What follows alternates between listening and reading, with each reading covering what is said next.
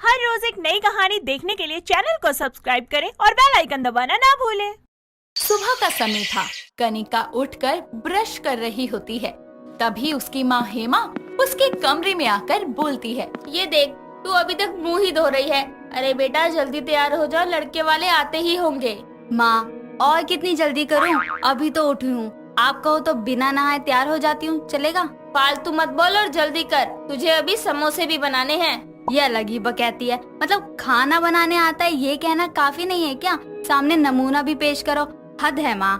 बेटा, लड़के वालों को खुश करने के लिए ये सब करना पड़ता है, तभी तो वो लोग तुझे पसंद करेंगे ना। और हाँ सुन, वो माँ, तुम किचन में जाओ, मैं आज से सब कर लूंगी। खामखा मुझे और टेंशन दे रही हो। जाओ जाओ।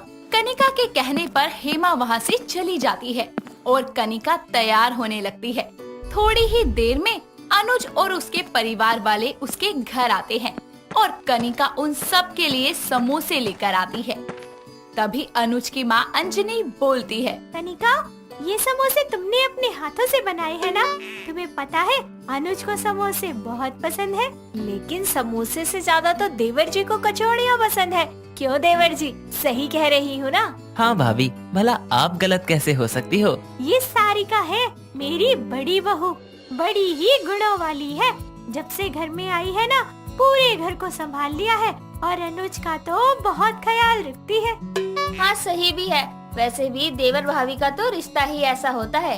मैं कह रही थी कि एक बार बच्चे अकेले में बात कर लेते तो अच्छा होता। हाँ हाँ, क्यों नहीं। जिसके बाद कनिका और अनुज दोनों साथ में जाने लगते हैं।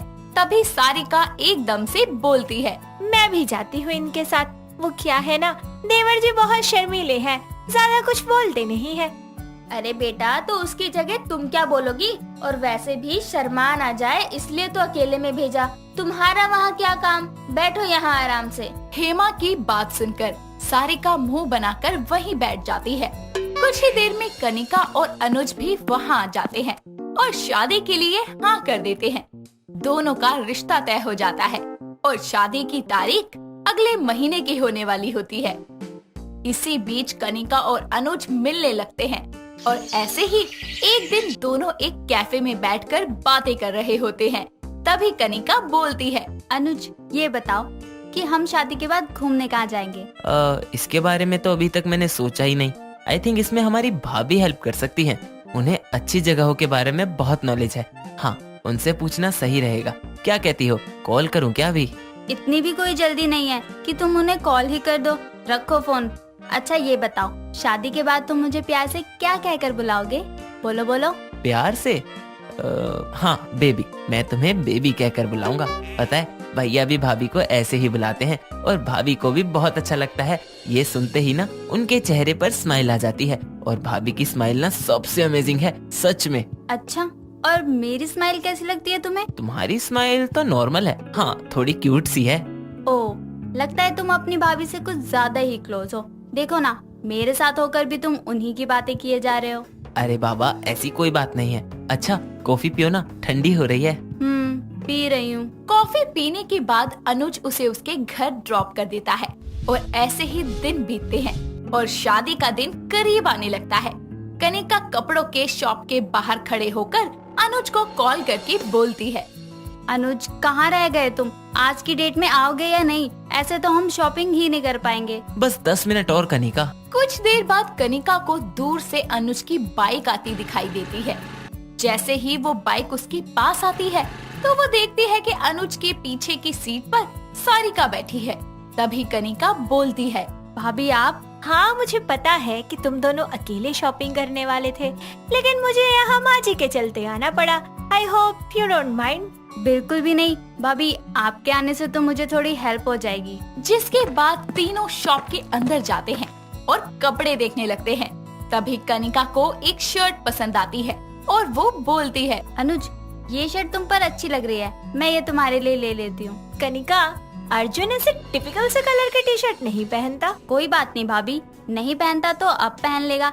वैसे भी ये शर्ट मैंने पसंद की है और मुझे नहीं लगता ये इतनी बुरी है। उसकी ये बात सुनकर सारिका को बहुत गुस्सा आता है और वो अनुज की तरफ देखने लगती है, पर अनुज कुछ नहीं कहता। शॉपिंग करने के बाद कनिका घर आ जाती है और उसकी माँ हेमा उसे परेशान देखकर बोलती है। कराई शॉपिंग?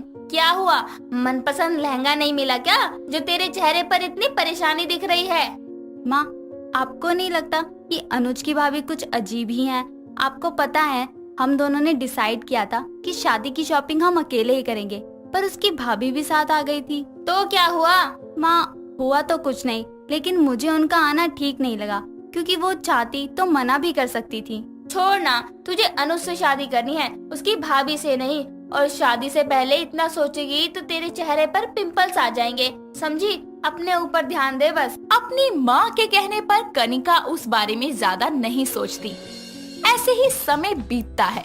अनुज और कनिका शादी के बंधन में बंध जाते हैं और वो अपने ससुराल में छोटी बहू के रूप में प्रवेश करती है और साथ ही अपने ससुराल की सारी जिम्मेदारियां निभाने लगती है।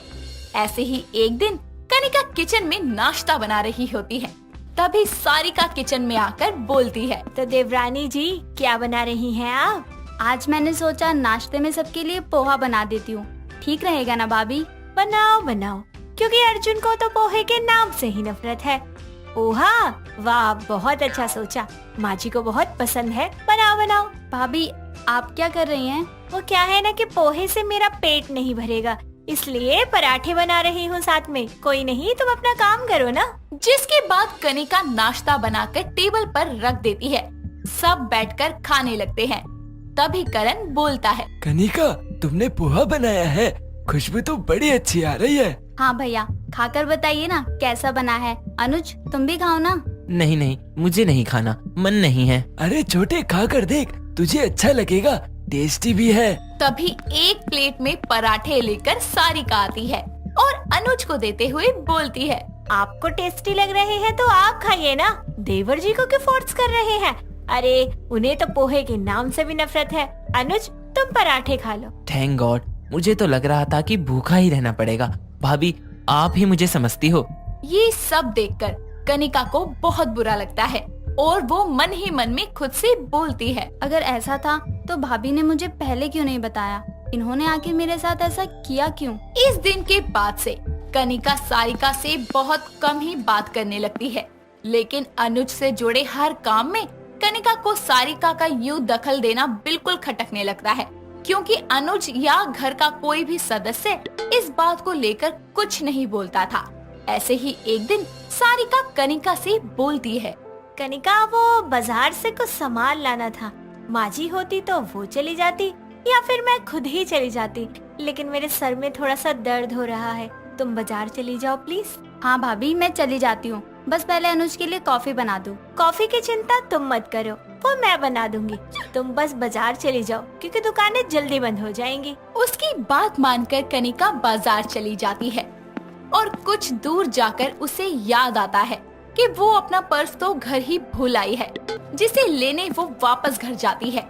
लेकिन जैसे ही अपने कमरे में जाती है, वहाँ अनुज और सारिका को एक दूसरे का हाथ पकड़कर बातें करता देखती है और दरवाजे पर ही रुक जाती है। तभी सारिका बोलती है। कितने मुश्किल से तो हम दोनों करीब आ पाते हैं, और तुम्हें पता है ना, जब भी मैं तुम्हें कनिका के साथ देखती हूँ ना तो मुझे बहुत गुस्सा आता है। हाँ, तो मुझे भी तुमसे दूर रहना कहाँ अच्छा लगता है। तुम्हारे करीब आने के लिए तो मैं तड़पता रहता हूँ। इतना कहकर वो दोनों एक दूसरे के गले लग जाते हैं और दरवाजे पर खड़ी कनिका ये सब देखकर हैरान हो जाती है और वो अपने फोन में उनकी तस्वीरें खींच लेती है। और कुछ ही देर में जब अंजनी और करण घर आते हैं तो कनिका उन्हें वो तस्वीर दिखाकर सब कुछ सच बता देती है। सच जानकर सबकी आंखें फटी की फटी रह जाती है और सारिका अनुज पसीने में तरबतर हो जाते हैं। तभी कनिका बोलती है। इन दोनों पर शक तो मुझे शादी से पहले ही था, पर मुझे लगा शायद ये मेरी गलतफहमी होगी, पर नहीं, मेरी जेठानी सच में मेरी सौतन है। तुम दोनों ने तो बेशर्मी की सारी हदें पार कर दी, दफा हो जाओ मेरे घर से, कोई जगह नहीं है तुम्हारे लिए यहाँ। इतना कहकर वो दोनों को घर से निकाल देती है, जिसके बाद कनिका भी अपनी जिंदगी में आगे बढ़ती है। रेवती अपनी बेटी को आवाज लगाकर बोलती है। अरे बेला, कहाँ है तू? इधर सुन जरा। हाँ हाँ सुनाओ ना, क्या सुनाओगी? रोमांटिक या सैड सॉन्ग? हाँ हाँ, यहाँ तो गानों का कॉन्सर्ट चल रहा है ना, जो तू फरमाइश करेगी वही गाना सुनाऊंगी। जा छत पर कपड़े सूख रहे हैं, उतार कर ले आ। कपड़े उतारने हैं, जा रही हूँ बस। इतना कहकर वो छत पर चली जाती है और सारे कपड़े उतारकर छत के ही एक कोने में रख देती है और फिर नीचे आ जाती है। जिसके बाद शाम को जोरों की आंधी तूफान के साथ हल्की बारिश आती है, जिसके बाद सारे धुले कपड़े धूल में सनकर गंदे और बारिश होने की वजह से गीले हो जाते हैं। अगले दिन रेवती बेला से बोलती है, बेला, लाल वाली बेडशीट ला कर दे जो कल धोने डाली थी। हाँ माँ, अभी लेकर आई, पर ये तो बता दो कि वो रखी कहाँ है। मैंने तुझे छत से कपड़े उतारने को कहा था, वो काम किया तूने या नहीं? हाँ माँ, मैंने सारे कपड़े उतार दिए थे। हाँ, तो वो बेडशीट भी उसी में थी, तभी तो तुझसे मांग रही हूँ। अरे नलायक, जब कपड़े तूने उतारे हैं तो मुझसे क्यों पूछ रही है? जा जा कर लेकर आ। बेला वहाँ से चली जाती है और कुछ देर बाद गंदी और गीली बेडशीट को छत से कमरे तक लहराते हुए लेकर आती है, जिससे सारा फर्श पानी पानी हो जाता है। और जिसके बाद बेला उस गीली सी बेडशीट को अपनी माँ को देते हुए बोलती है, ये लो माँ, ये रही बेडशीट। हाय राम, सत्यानाश कर दिया धुली धुलाई बेडशीट का। अरे बेवकूफ लड़की, मैं पूछती हूँ कि जब मैंने तुझे सारे कपड़े उतारने को कहा था तो तू ये बेडशीट कैसे भूल गई? माँ, इसे तो क्या, मैं तो किसी भी कपड़े को नहीं भूली। आपके कहे अनुसार मैंने सारे कपड़े उतारे और छत के कोने में ढेर लगा दिए। क्या? इसका मतलब तू सारे कपड़े छत पर पटक आई, नीचे नहीं लेकर आई? हे भगवान, बेला बेड़ा गर्क हो तेरा। अरे नलायक, अपने दिमाग से काम लिया कर। बेवकूफ कहेगी, अब सारे कपड़े दोबारा धोने पड़ेंगे मुझे। माँ, धोने की क्या जरूरत है, ये तो पहले से ही गीले हैं। आप हमेशा मुझे कहती हो कि दिमाग से काम लो, आपका खुद का दिमाग कहाँ गया? मेरा दिमाग खराब हो गया है, ठीक है ना? तू चली जा यहाँ से, वरना कपड़ों से पहले मैं तुझे धो दूंगी। अपनी माँ का गुस्सा देखकर बेचारी बेला वहाँ से खिसक जाती है। ये कहानी है बेला की, जो कि एक समझदार लड़की बिल्कुल भी नहीं थी। हाँ, सच में समझदारी के स से भी उसे कोई समझ नहीं थी, इसीलिए सब उसे बेवकूफ ही समझा करते थे, क्योंकि अपनी बेवकूफ हरकतों से वो अजीबोगरीब कारनामे ही करती रहती थी, जो कि किसी को भी गुस्सा दिलाने का काम करते थे। और इसका एक नमूना तो आपने देख ही लिया होगा। ऐसे ही दिन बीतते हैं और बेवकूफ बेला की शादी बहुत ही हैंडसम और स्मार्ट लड़के अनंत से हो जाती है। शादी के बाद ससुराल में उसकी सास नर्मदा उससे बोलती है, बहू, मेरे पास तो आना जरा। अपनी सास की बात सुनकर बेवकूफ बेला एकदम उसके करीब आकर बोलती है, लो सासू माँ, आ गई आपके पास, बोलिए क्या काम है? पास आने को कहा था, मुझ में घुसी जा रही है। ये ले मेरा फोन और चार्जर पर रख दे। बस इतने से बात सासू माँ, अभी रख देती हूँ। इतना कहकर वो कमरे में जाकर चार्जर को प्लग में लगाकर फोन को चार्जर के ऊपर रख देती है और वहाँ से चली जाती है। थोड़ी देर बाद जब नर्मदा कमरे में फोन लेने आती है तो देखती है कि फोन चार्जर के ऊपर रखा रखा ऑफ हो चुका है, जिसके बाद वो गुस्से में बेला को बुलाते हुए कहती है, बेला, ओ बेला, बहू कहाँ मर गई? जल्दी आ मेरे कमरे में। हाँ सासू माँ, आपने बुलाया, अब क्या करना है? अरे अब क्या करना है वो छोड़, क्योंकि पहले जो तुझे काम दिया था वो तो तूने ढंग से किया नहीं। मेरा फोन बिल्कुल भी चार्ज नहीं हुआ, और किस महान इंसान ने तुझे कहा था कि फोन को चार्जर के ऊपर रखना है? सासू माँ, महान इंसान तो आप हैं, आप ही ने तो कहा था, बहू मेरा फोन चार्जर पर रख दे। अरे यो बेवकूफ नासपीटी, मेरा मतलब था कि मेरे फोन को चार्ज पर लगा दे। कैसी बेवकूफ बहू पल्ले पड़ गई है, जा जाकर अपना काम कर। जिसके बाद बेला चुपचाप से वहाँ से चली जाती है। ऐसे ही एक दिन अनंत हॉल में बैठा अपने लैपटॉप में कुछ काम कर रहा होता है। तभी बेला छत से कपड़े लेकर हॉल में आती है और अनंत उससे बोलता है, बेला, वो टेबल पर फाइल पड़ी है, देना जल्दी। मैं कैसे दूं अनंत जी, मेरे हाथों में तो कपड़े हैं ना, इन्हें कहाँ रखूं? अरे कहाँ रख दूं, मतलब मेरे सर पर रख दो। उसके इतना बोलते ही बेला सारे कपड़े ले जाकर उसके सर पर रख देती है और टेबल से फाइल उठाकर उसे देते हुए बोलती है, ये लीजिए आपकी फाइल, और कुछ चाहिए?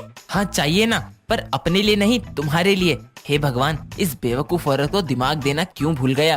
अरे बेला, मैंने बोला नहीं कि तुमने सच में मेरे सर पर कपड़े रख दिए, पागल हो गया यार। अरे भला ये क्या बात हुई, जैसा आपने कहा मैंने वैसा किया, ये कुछ गलत है क्या? नहीं मेरी माँ, गलत तो मैंने किया जो तुमसे फाइल मांग ली। तुम कुछ गलत थोड़ी कर सकती हो। उसकी बात सुनकर वो मुस्कुरा देती है और अनंत अपना सर पकड़ लेता है। ऐसे ही समय बीतता है और बेवकूफ बेला की हरकतें देख देख कर दोनों माँ बेटी परेशान हो जाते हैं।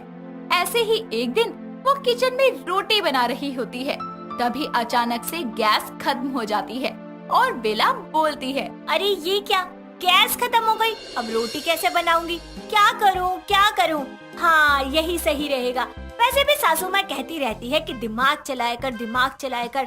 अब देखो बेला का दिमाग। इतना कहकर वो अपने कमरे में जाती है और प्रेस उठाकर किचन में ले आती है और प्रेस को ऑन करके उसी से रोटियां सेकने लगती है। तभी नर्मदा किचन में आती है और उसे ऐसा करता देखकर हैरान हो जाती है और बोलती है, अरे यो नास पिटी, ये क्या कारनामे कर रही है तू? प्रेस पर कौन रोटियां सेकता है बेवकूफ? कोई नहीं सेकता सासू माँ, पर वो क्या है ना कि गैस खत्म हो गई थी और मुझे मजबूरी में ही प्रेस को चूल्हा बनाना पड़ा। बस मैंने सारी रोटी उसी से बना ली। आपको खुशी हुई ना मेरे इस नए आइडिया से? हाँ, तेरे जैसी बकलोल इंसान के दिमाग में ही आ सकते हैं ऐसे वाहियात और घटिया आइडिया। तो मुझे एक बात बता, जब भगवान अक्कल बांट रहे थे तब क्या तू छलनी लेकर खड़ी थी जो सारी अक्कल तूने नीचे गिरा दी? पर सासू माँ, मुझे तो ऐसा कुछ भी याद नहीं है। आपको कैसे पता? तेरे कारनामे देखकर और कैसे। अब हटा प्रेस से रोटी, सारा आटा बर्बाद कर दिया। ऐसे ही एक शाम बेला आराम से बैठकर टीवी देख रही होती है। तभी उसके कमरे की डोरबेल बजती है और वो जाकर दरवाजा खोलती है तो देखती है कि सामने उसकी पड़ोस में रहने वाली इशिका खड़ी है जो बोलती है, माफ करना बेला, इस वक्त तुझे परेशान किया। वो क्या है ना, मैं सब्जी बनाने बैठी तो देखा मिर्ची ही नहीं है तो सोचा तुझसे मांग लूं। मिलेगी ना? हाँ क्यों नहीं मिलेगी, अभी लाती हूँ ना। वैसे हरी मिर्च चाहिए या लाल मिर्च? दोनों ही दे दो, जरूरत पड़ सकती है। अच्छा, पर घर में तो सिर्फ हरी मिर्च है। फिर पूछ ही क्यों रही थी? हाँ जो है वही ला दो। कितनी लाऊं? 1 2 3 4 5 10 12। ये इतना क्यों पका रही है, ज्यादा ही ले आना। हाँ ठीक है, हाथों में लाऊं, कटोरे में लाऊं या प्लेट में लाऊं? ये सब सुनकर इशिका को गुस्सा आने लगता है। तभी वहाँ अनंत आता है और बोलता है, बेला, इशिका जी को 5-10 हरी मिर्चियाँ एक प्लेट में किचन से लाकर दे दो ताकि वो अपनी सब्जी बना ले।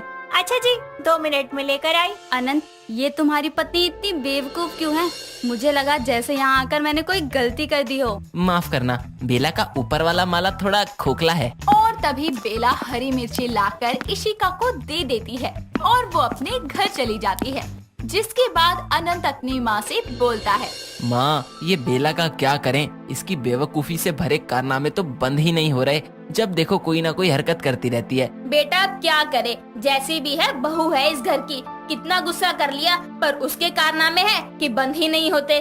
प्यार से समझाकर ही बातें बोल सकते हैं, अब इससे ज्यादा क्या ही करेंगे। हाँ माँ, लगता है यही सही होगा। जिसके बाद से दोनों माँ बेटे बेला को हर बात पूरी तरह समझाकर ही बोला करते ताकि वो कोई भी काम ना बिगाड़े और अच्छे से कर सके।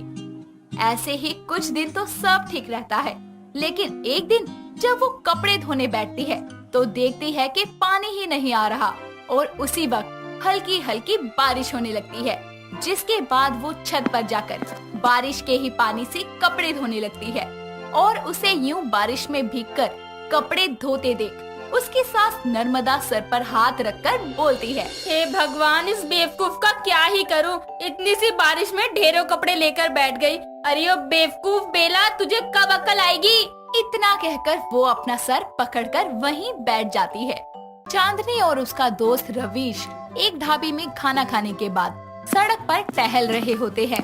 तभी रवीश उससे बोलता है, चांदनी, तूने पान खाया है कभी? हाँ बहुत बार, लेकिन मुझे बस मीठा पान खाना ही अच्छा लगता है। तूने अचानक से ये क्यों पूछा? अचानक से नहीं, सामने वो पनवाड़ी की दुकान देखी तो सोचा तुझसे पूछूं, क्या बोलती है? हो जाए एक एक मीठा पान। हाँ हाँ क्यों नहीं। चांदनी के हाँ करते ही दोनों उस पान वाले की दुकान पर जाते हैं और रवीश उस पान वाले से 2 मीठे पान लगाने को कहता है। तभी चांदनी की नजर दुकान पर लटके एक छोटे से पैकेट पर जाती है जिस पर चुटकी लिखा होता है।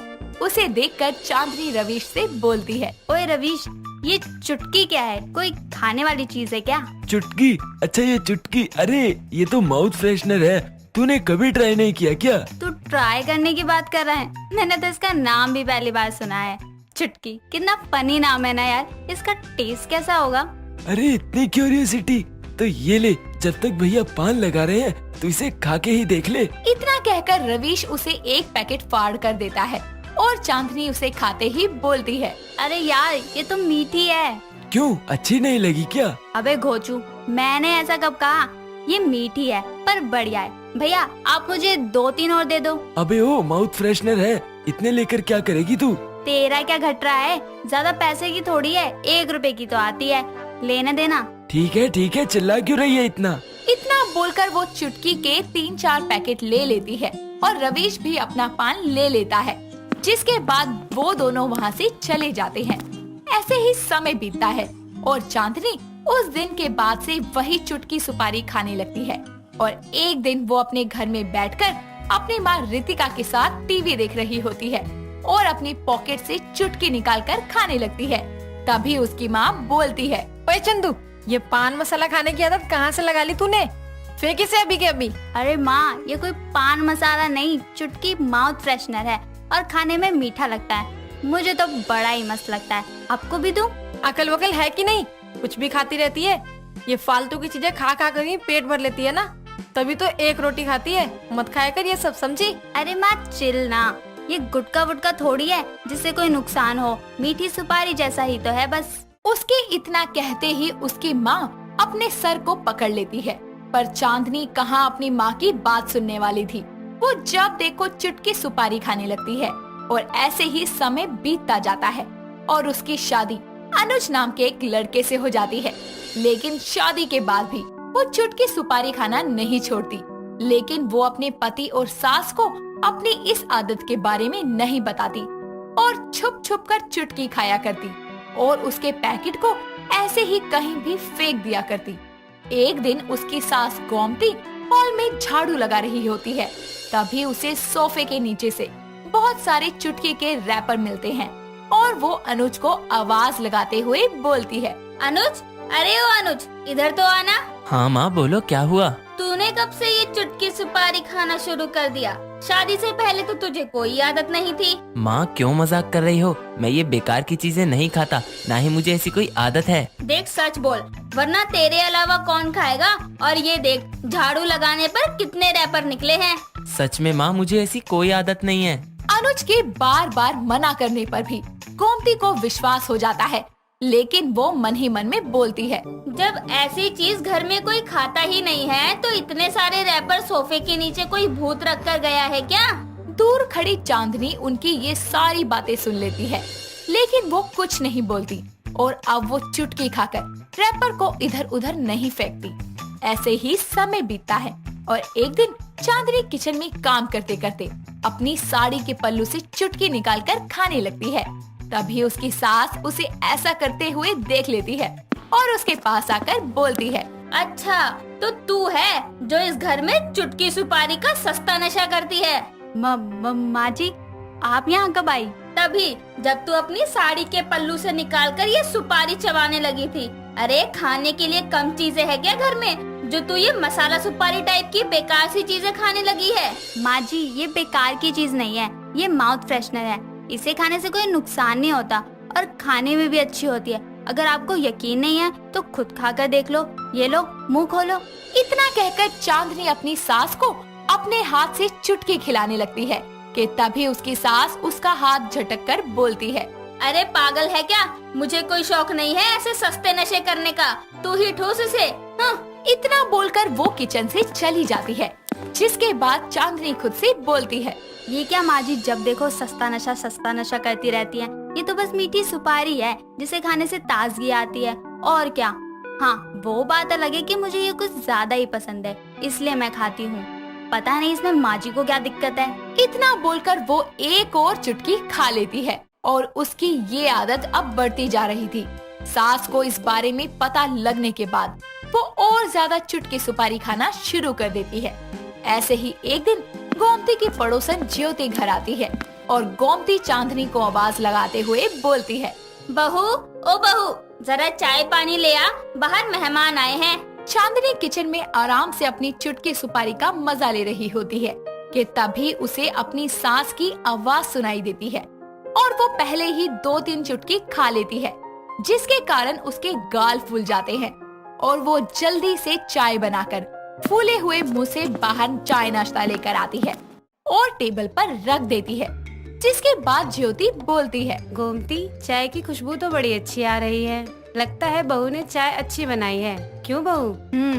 हाँ, चूल्हा चौका तो अच्छे से आता है इसे, यही एक अच्छी बात है इसकी। अच्छा बहू, अपना नाम तो बता दे। हम क्या कर रही है? नाम पूछ रही है, बताती क्यों नहीं? चांदनी। क्या सांडनी? ये कैसा नाम है गोमती? उसके इतना कहते ही गोमती चांदनी की तरफ देखती है तो उसके दोनों गाल फूले हुए देखकर समझ जाती है कि उसके ना बोलने का क्या कारण है और वो धीरे से चांदनी के पास जाकर बोलती है, अरे ओ नासपिटी, ये गुटका थूक कर आ और फिर बात कर। उसकी बात सुनकर चांदनी फौरन अंदर चली जाती है और कुछ देर बाद बाहर आती है तो वो देखती है कि पड़ोसन ज्योति जा चुकी है और अर्जुन भी अब तक घर आ चुका है।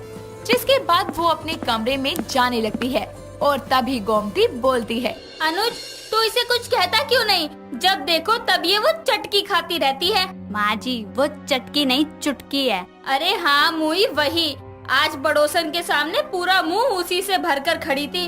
वो भी सोच रही होगी कैसी पान मसाला खाने वाली बहू ले आई। माँ, वो पान मसाला नहीं है। और चांदनी, तुम एक माउथ फ्रेशनर को इतना क्यों खाने लगी हो यार? बाकी की खाने की चीजों का अकाल पड़ गया है क्या? इतनी मात्रा में कोई भी चीज खाना तुम्हारे लिए नुकसान ही कर सकता है, समझी? अनुज जी, अब मुझे ये खाना पसंद है तो मैं क्या करूँ? और 1 रुपए की चुटकी से मेरा क्या ही नुकसान होगा? आप लोग भी ना इतनी सी बात का बतंगड़ बना देते हो। हाँ नहीं तो। इतना कहकर वो बिना किसी की बात सुने अपने कमरे में चली जाती है और अब भी चुटकी सुपारी खाना नहीं छोड़ती। उसका पति और सास भी उसकी इस आदत से परेशान हो जाते हैं और ऐसे ही एक दिन सुबह उठकर वो ब्रश कर रही होती है तभी उसके दांत में हल्का सा दर्द होता है, लेकिन वो उस पर ज्यादा ध्यान नहीं देती। जिसके बाद जब वो खाना खाने बैठती है तो एक बाइट खाते ही मुंह पर हाथ रखकर जोर से बोलती है, मेरे दांत, अयो हाय। क्या हुआ चांदनी, दांतों में दर्द हो रहा है क्या? हाँ अनुज जी, सुबह थोड़ा था पर अब ज्यादा हो रहा है, खाया भी नहीं जा रहा मुझसे। अरे ऐसे अचानक से दर्द कैसे उठ गया? ला मुझे देखने दे। इतना कहकर गोमती उसके दांत देखती है तो चांदनी के कुछ दांत काले पड़ गए होते हैं। तभी गोमती बोलती है, अरे दर्द तो होगा ही ना, इसके दांतों में कीड़े जो लग गए हैं इसलिए कुछ दांत सड़ गए हैं इसके। मतलब इस उम्र में तुम्हारे दांतों में कैविटी हो गई है? ऐसा नहीं हो सकता, मेरे दांतों में कैविटी कैसे हो सकती है? और वो तो मीठा खाने से होती है ना। हाँ तो तू जो सारा दिन चुटकी सुपारी ठूसती रहती थी वो भी तो मीठी ही होती है, तूने खुद बताया था उस दिन। और खा मीठी सुपारी, सड़ा लिए ना अपने दांत। तो क्या मेरे दांत ठीक नहीं होंगे? अरे पागल, ऐसा नहीं है, तुम्हारे दांत ठीक हो जाएंगे। हाँ, लेकिन अगर और दर्द नहीं सहे ना तो ये चुटकी सुपारी खाने की आदत छोड़नी होगी। हाँ बहू, देखा, इस चुटकी के सस्ते नशे ने तेरे दांत खराब कर दिए। ठीक है, अब से मैं कभी चुटकी नहीं खाऊंगी। अपने दांतों में कैविटी हो जाने के बाद चांदनी चुटकी सुपारी खाना छोड़ देती है और कुछ ही दिनों में उसके दांत बिल्कुल ठीक हो जाते हैं। दोस्तों, अगर आपको ये कहानी पसंद आई तो इसे लाइक करें, शेयर करें और कमेंट करके बताएं कि कहानी में आपको सबसे अच्छा क्या लगा।